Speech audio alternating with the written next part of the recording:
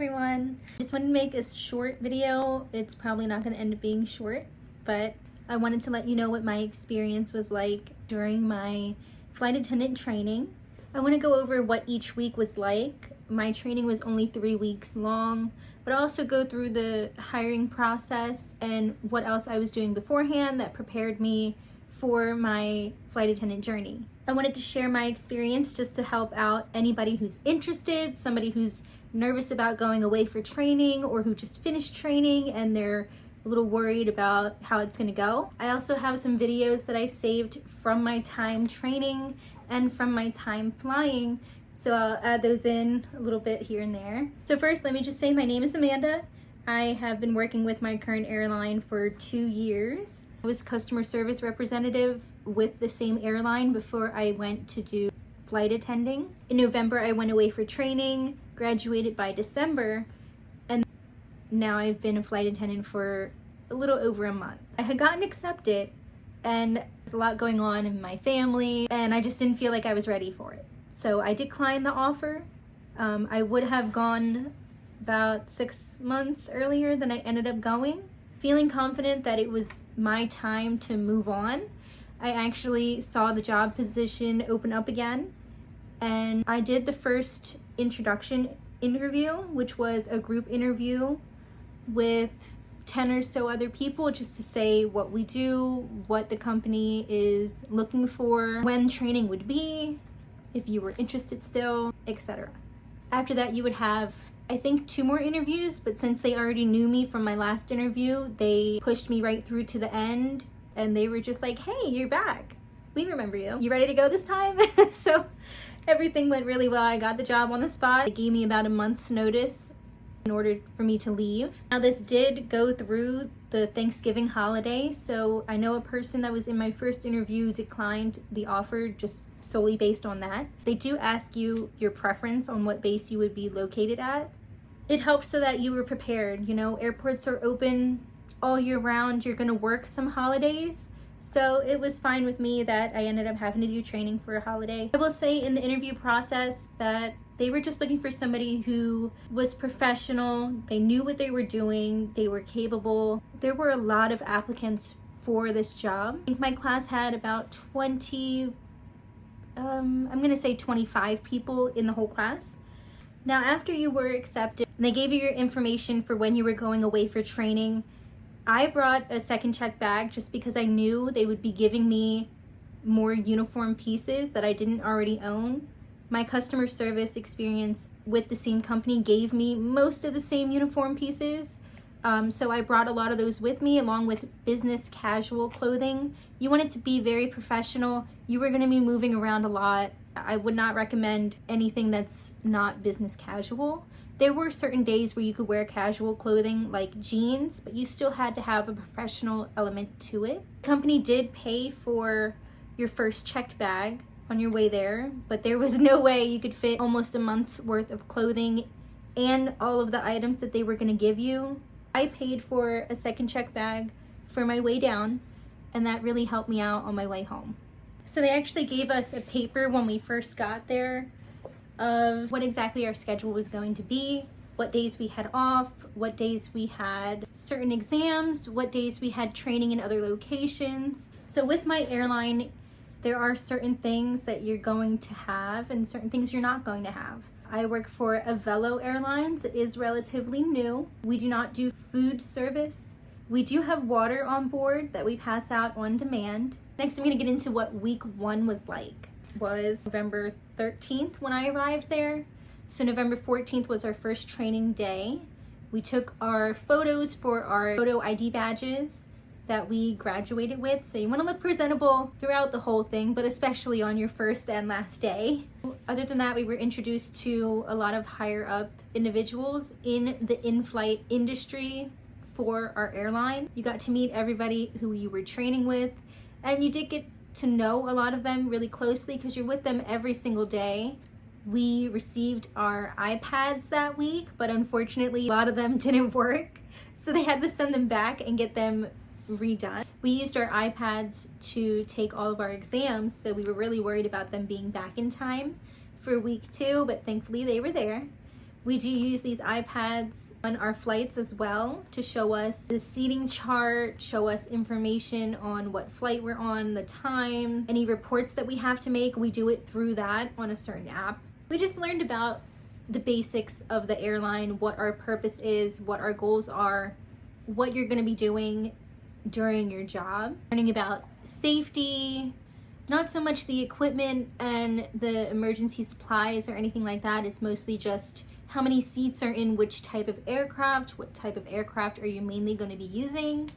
My airline only has 2 different types of aircrafts, so it was relatively easy to understand. We learned our demos, which are the instructions that the flight attendants give you in the middle of the aisle as you're pushing out. They're showing you how to use the seatbelt, how to use the life vest, how to use the oxygen mask. That was a lot to learn. We did it every single day. We also had to learn evacuations, but for the first week it was mainly just demonstrations because that is something that you're doing every single time you fly. So even if you go from Philadelphia to Virginia and you're dropping people off, you do it once as you're leaving, and then you're picking up more people in Virginia to go back to Philly, then you're gonna do it again. We also tried out uniform pieces that they had there.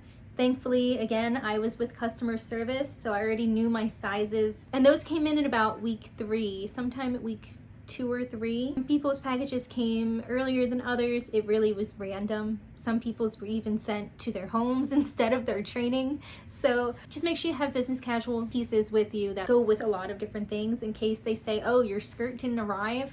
You have another skirt that looks just like it that you can use for your graduation instead. So the end of week 1 and the beginning of week 2, that's where you really saw a difference. It was jam-packed. So you had studying, exam, back to back to back. There was one point where you were learning something really, really important, going back to the hotel room upstairs, studying as much as you could, then going to bed, waking up at 6 or 7 a.m., make it downstairs by 8, doing an exam for that lesson that you were just taught. And then after that exam or that quiz, you would learn a whole nother important chapter or lesson and have to take the exam the next morning. So it was very jam-packed. It was very stressful. I wrote down notes every single day. I was racing. I was writing every little thing I could. And at the end of the day, when class was over, I would send an update of notes to the whole group chat just to make sure if somebody missed something that they had it, and a review before the quizzes. Like, that's just me, and my memory is not the best. So I tried to write down everything and just study everything like crazy. You're learning about evacuations, if you're landing in the water, if you're landing on land, if the door doesn't open, what other door to use, how to tell people not to go in that direction if it's not safe, fire safety equipment if there's a fire on board. They do prepare you for every situation. Week 3 really involved a lot of exams and your finals. So there was actually different locations that we would go to for certain training.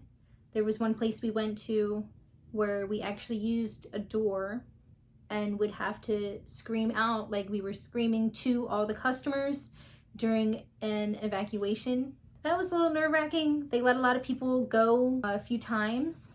I actually had to go twice. I didn't get it on my first try, but that's okay. Also during this time, we did a ditching, which was putting on the life vest, inflating it, jumping into a pool, getting into a life raft, like it would be in a situation if you had to land the plane in the water. So we went through all of that. That was actually my least favorite experience in all of this. Our hotel wasn't the best, but that definitely took the cake for me, at least, because I don't really like to go swimming. And the life vests were really uncomfortable. It really hurt my neck. Thankfully, my coworker told me to let some air out of the tubes, so it helped a little bit. I just didn't know for a long amount of time during that. So that would have helped in the very beginning if I knew that. You were taking exams almost every single day towards the end. When it came to your finals were at 8 in the morning. I think you had until 11 or 12, and then you would come back downstairs in your full uniform for graduation. It was very quick. Then you had the rest of the night, and then you went home either that night or the next morning or that next night. Graduation was actually really cute. They took a video of different times during all of our training, showed it up on the screen. I'll share some videos over here. Very cute. I was actually the first one to graduate because of my first name starting with an A and my last name starting with an E. So I went first and I kind of didn't know which direction to go. We got our wings, we got our badges that we had taken the picture of on our first day, which you need with you for every flight. It was very sweet. Got pictures with all of my trainers, and then it was done. And it didn't feel like it was done because our process was very quick. So graduation was December 4th. My flight home was December 5th, early in the morning. So I went out with a few friends that I met in training, and I actually stayed up the whole night. I don't recommend that, but I did that. I was fine with it because after a certain point, it was like, oh, I'm not really even tired anymore until I got home. After my IOE sign off on December 8th, 4 days after graduation, I was done. I was ready to go. I was an official Avelo flight attendant. After graduating, I became a reserve flight attendant. So that's basically, don't have a flight schedule for every single day, which a line holder will have. They'll be able to see exactly what flights they're always on. For me being a reserve, I am on call. Every day that I'm working, I'm either on call from home or I'm either working at the airport waiting in case one of the other 4 flight attendants doesn't show up, or if one of them gets sick, then I'm right there already at the airport and can go right on the aircraft if they need me. The pay difference, it varies. If you are the lead, which is the one making announcements, you get a little bit extra in your pay. The airline actually gives us a 75-hour minimum guarantee for the month, and they split it up into 2 paychecks. I'm gonna go into details with you guys. For December, I actually flew 4 times after my sign-off trainings were done after I was official. So 6 days of staying home when you're technically getting paid to work. Not bad. So far in January, I flew 2 times. And today is the 15th or 16th. So I only flew twice. I did do airport reserve 4 times. So 4 different days. And then 4 days standby from home. And I wasn't called, I wasn't used. So a lot of free time that I'm not used to. They could call me at any time and say, hey, we need you here. How fast can you get here? We need you for these 4 flights. You never know. So you want to always be prepared. In another video, I'll actually show you guys all of the items I carry with me every time I go to the airport. There are like certain items that you have to have with you in order to fly at all. Conclusion here would be, don't be nervous. I was so nervous, and it was for pretty much no reason. I knew almost every single thing that they were going to teach me because of my customer service experience, but they're there to help you succeed. They're there to help you be a great flight attendant because they really want you there. They're paying for you to get there. They're paying for you to be there. They're taking their time to hire somebody to train you so that you're ready to go. Just take it seriously.